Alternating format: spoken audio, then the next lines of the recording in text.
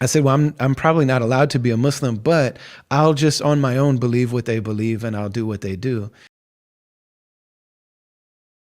And at the end of the book, Malcolm ends up going to Hajj, and he Yeah. says he came home and said in a press conference, I met people who in the West would be called white because their skin had less melanin, but they didn't see themselves as white. They Yeah. had a different air. They had a different feeling about them. They Mm, know that they're part of the human family. mm, And he mm, said, I slept next to them. I'm thinking probably Muzdalifa and Minna and things like that, or Muzdalifa. And, so I'm sleeping next to them. I'm eating from the same plate, drinking from the same cup. Their eyes were blue. But he said, if the people in America who are been taught to see themselves as white mm, would embrace Islam, it would teach them how to be human again.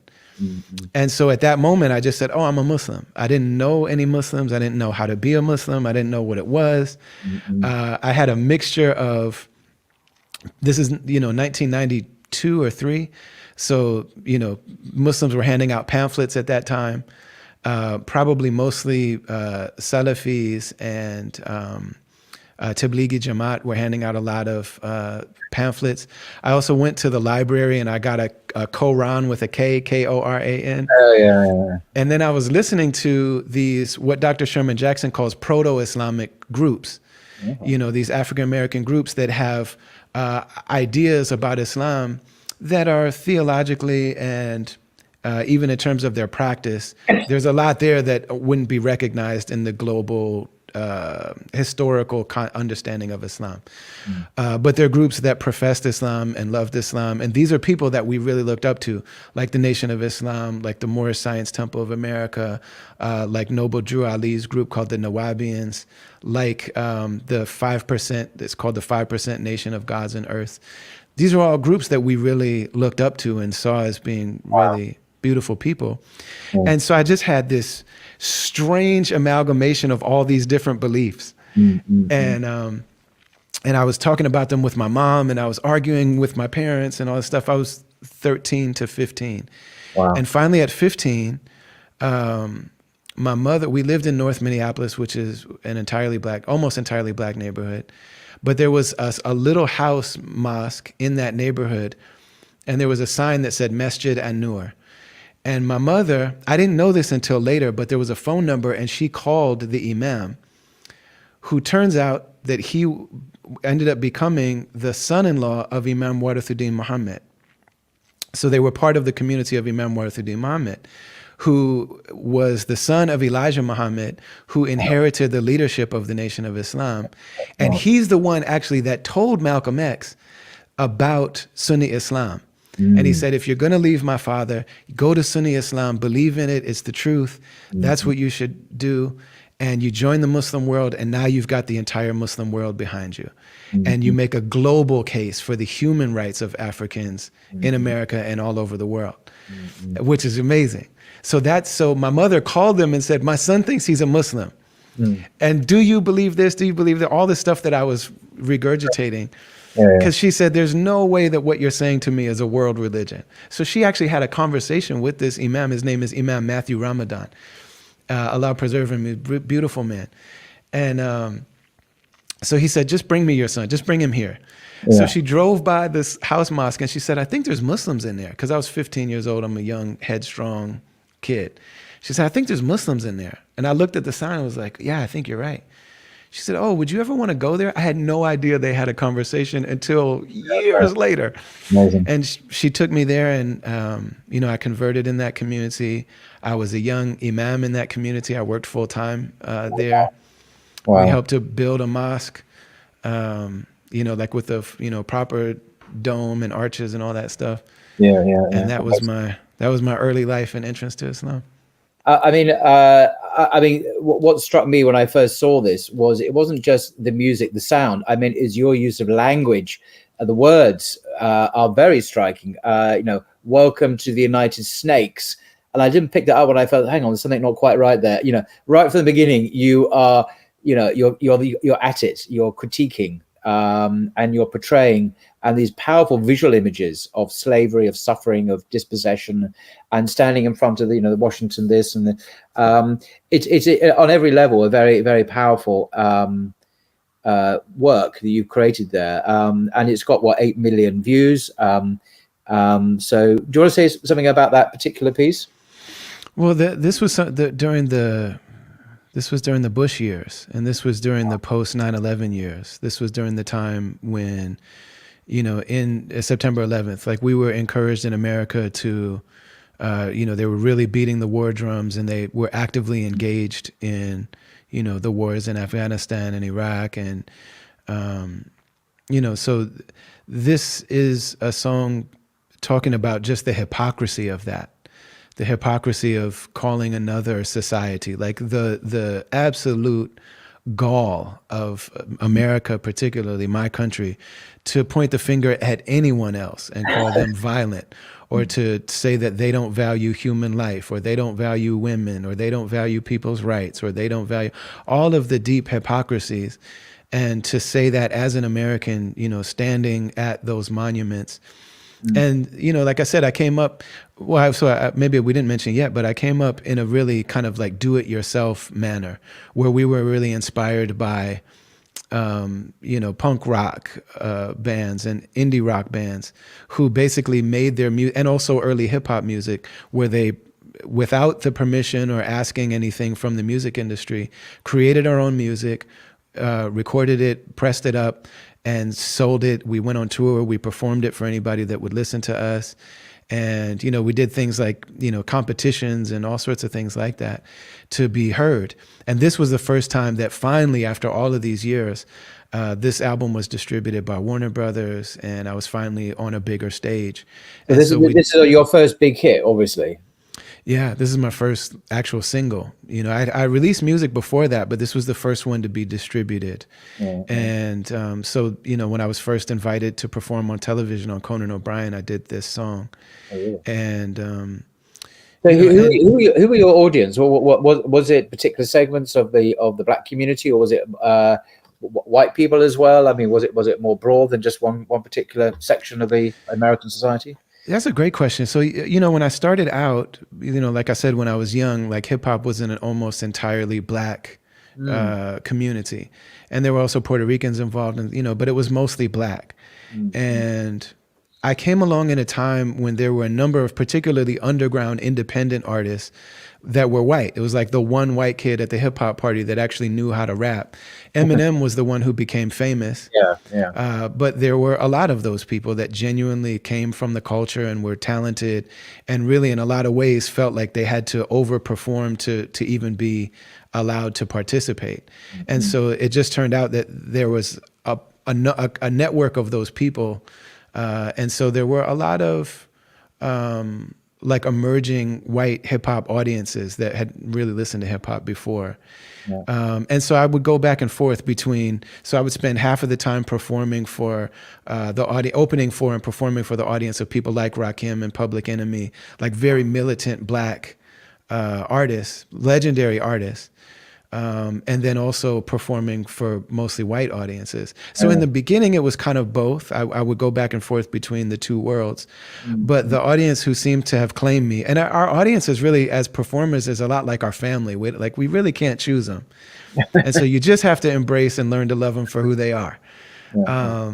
And so I would say the audience that when I perform, the audience is overwhelmingly white. Or on the West Coast and in the South, it would be more brown, maybe like more Mexican. They're almost entirely not Muslim.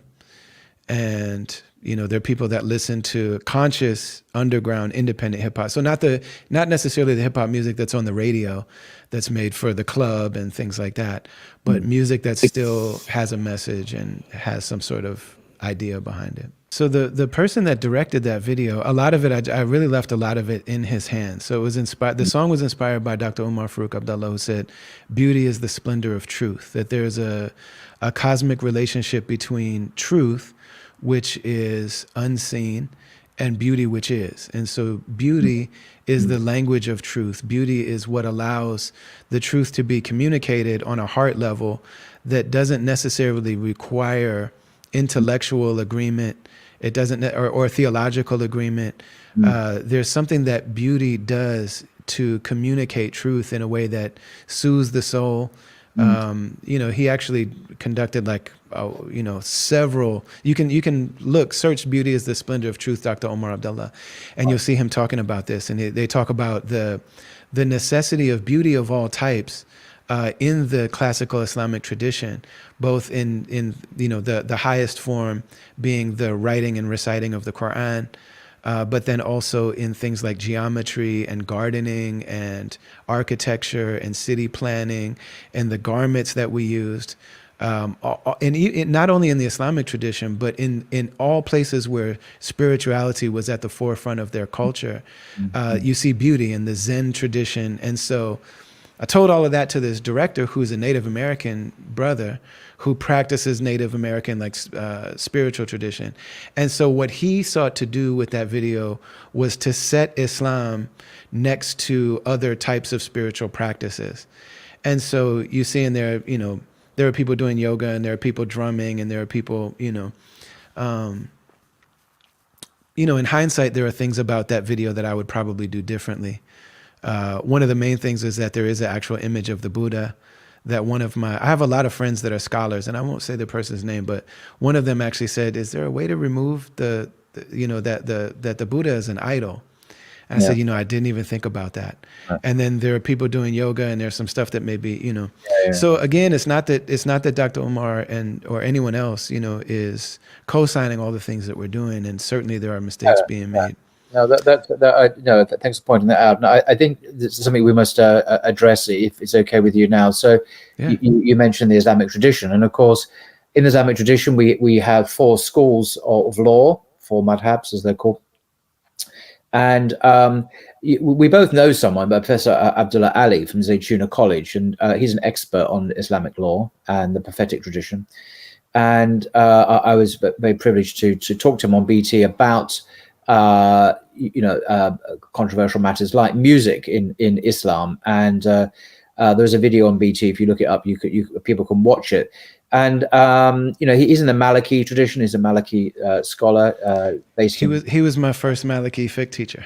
Right. So what he told me, and he's an expert obviously on Islamic law, is that the standard view, that's his phrase, of the 4 schools is that music, with 1 or 2 exceptions, is haram. It's forbidden to Muslims. The exceptions being that the daf, the kind of the drum that can be used in certain contexts, and the human voice in certain contexts is fine as well.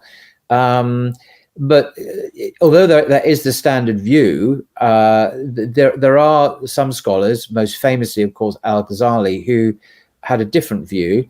And there are many other scholars, perhaps less famous than he, who've also had different views, say, about the authenticity of the hadith upon which the standard view is based. Some are more skeptical of these authenticity of them than others, and so on. So I'm not going to get into the fiqh of this because obviously I'm not a scholar, but the standard view is that it's haram, and one has to deal with that fact. And I just wanted to know how you negotiate as a Muslim, how you negotiate that, and how you see your work in relation to the Islamic tradition. Yeah, well, I mean, there are so many. That's a huge conversation, and I think one of the main things that's important to understand is, for me personally, one of the things that I really live with is, firstly, that music and culture is what not only brought me to Islam, but also the particular tradition of music, which it's not unique. It's not the only one. But, in the context of America, music is how the enslaved people communicated their desire to be close to God. It's how they survived everything that happened. And also, music is that particular community's inspiration to the entire world in a time where people are moving away from not only religion, but also, anything that really focuses on meaning, where most cultural events have become spectacles, they've become sport and play, they've become, music is the one area where people still collectively focus on the unseen and focus on meaning. And I'm well aware of what the music industry has done with this music and has popularized, and the versions of the music that they've chosen to focus on. But the reality, in terms of the actual hearts of human beings, the legislation, we have theology and we have fiqh, and then we also have the realities of the heart. And the reality for the people that I come from and for me is that the language of the heart in connecting to meaning, to truth, to beauty, to the desire to be close to God, that language has been conveyed most effectively through music. There was a scholar once who was visiting Istanbul, and I ask all of them about this. And I love to ask scholars that I know hold that it's a dominant opinion Yeah. and I think we also have to be really careful, because to just say music is haram is actually untrue. If we just say it in that kind of statement, it's untrue, because it really gets to what do we mean by music and what was meant by music when people said that 1,400 years ago or 1,200 years ago. Because for hip hop, and specifically, the pillars of what make hip hop and rap music what it is a rhythmic beat played on drums or synthesized drums, and a human voice speaking and singing poetry over the top of it, which enters an area that's not haram depending on the conditions. What's being talked about? What's the environment? What's the intention? What are the, then we start to get into those type of conditions. Specifically, what they're talking about when our scholars said music, they were talking about instruments, especially instruments that are blown and played with strings.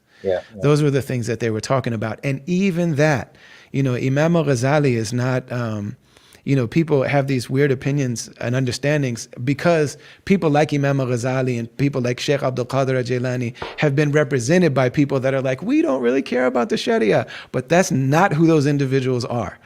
Those people are extremely rigid scholars and particularly Imam al-Ghazali, who says that, yes, for people of the outward, he says in The Alchemy of Happiness, for people whose religion doesn't include the heart, so for people who don't have a focus on tasawwuf as a science, as a reality, as something that, as they say, started as a reality without a name, and then unfortunately became a name without a reality, but dealing with the very true and necessary element of a human heart and the way that it experiences states and the way that it metabolizes the experiences on a heart level that we have.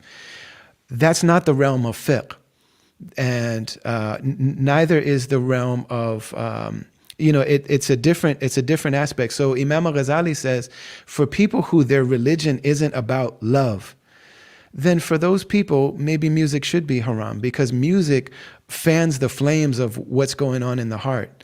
So if the heart burns with love for God, and for the people who have accepted and believe as their view of Islam, that my Islam, the heart of Islam is my heart's connection to Allah, absolutely the theology has to be right. My aqidah has to be right. And I have to understand, it has to be deeply rooted in the Sharia.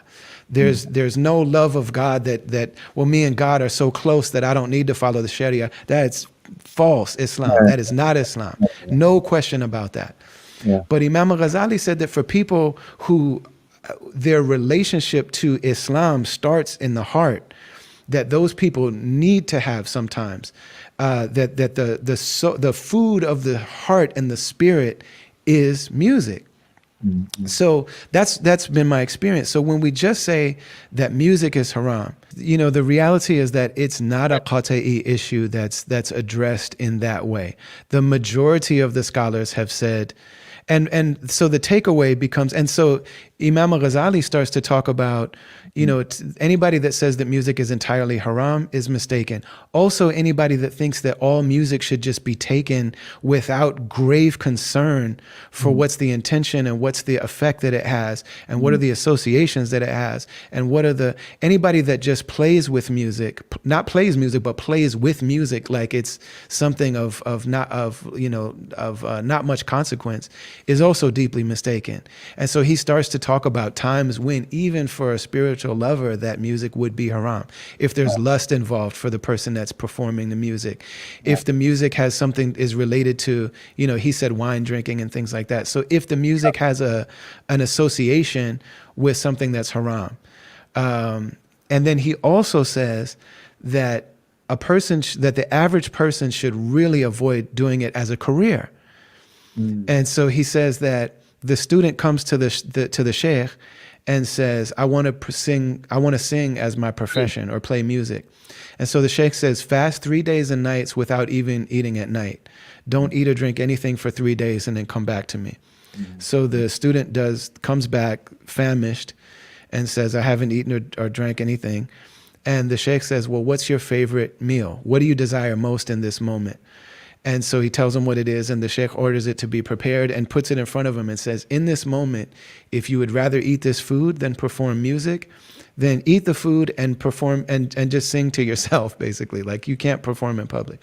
But if you would rather perform, like sing and make music, then you do have permission to do so.